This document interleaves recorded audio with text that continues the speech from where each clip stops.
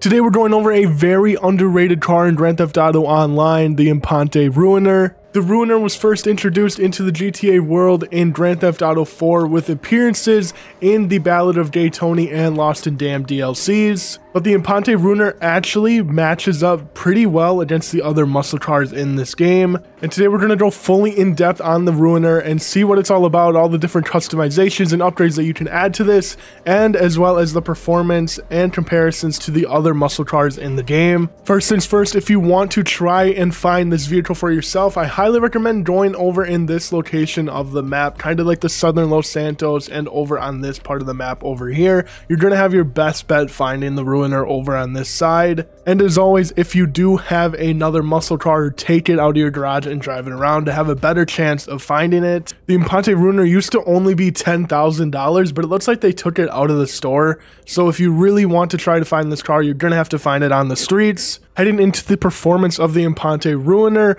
based off of GTAbase.com, they have the Ruiner as a top speed of 118 miles per hour, which in comparison to the other really fast muscle cars in the game, like the Vigero ZX, it is only 10 miles per hour less of a top speed than the Vigero, which is actually really good. Considering the Ruiner was first released when the game came out, and it still holds up to another muscle car that was released very recently, is pretty cool to see. And if you want to compare it to another muscle car like the Dominator ASP, it is only 1 mile per hour less of a top speed. Now, since this car is a OG vehicle, you think it wouldn't have many categories to customize, but we have 20 different categories, which is really decent for a car that's been in the game for this long. So starting out with our bumpers, you get 3 different options here. You get a stock bumper, a custom chin spoiler, and then a chin spoiler and oil cooler. I don't know why I did this, but we're going with the chin spoiler and oil cooler to just maximize the customization as possible. For the exhaust, you get another decent amount of options to choose from. You get a stock exhaust, big bore, dual titanium, which is pretty standard for most muscle cars, but then you also get a Chacoten exhaust. I don't know how to even say that, but it looks pretty cool. I ended up just going with the titanium tuner. For the hood, you got a couple different options. I went with the Ram Air hood, but you can definitely get creative here and get a carbon hood with light covers, a carbon hood, or just the stock hood. When I first got this car and started customizing, I was surprised that they had livery on here, and also surprised that they had 11 different options to choose from. So right now I have the black two-tone, which just brings the secondary over the top of the entire car.